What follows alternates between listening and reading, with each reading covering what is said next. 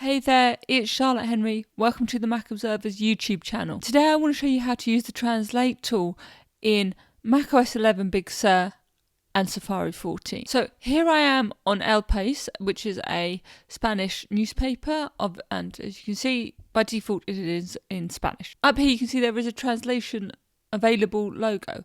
If you click on that, you can translate it to English.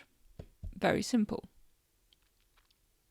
Then, to return it to the original Spanish if you would like, click on that logo again and click View Original.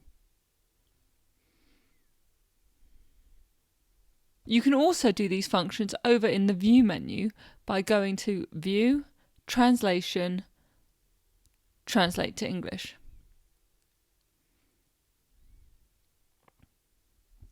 You'll probably have noticed that when I've got those menus up, it's offering me different preferred languages. So let's take a look.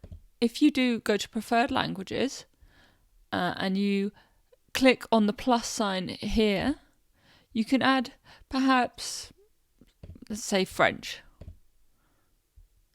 I still want English to be my default language. So close that now.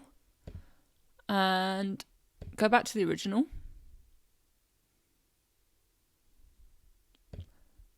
And now I have the option to translate it either to English or to French.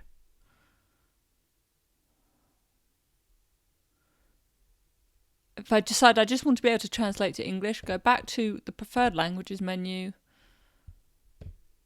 click on French, and click on the minus button. It's worth noting that when you first go to use the Translate tool, your computer will probably ask you to accept some permissions. Anyway, hope you found this useful. Please do subscribe to our channel, share our videos, and happy translating.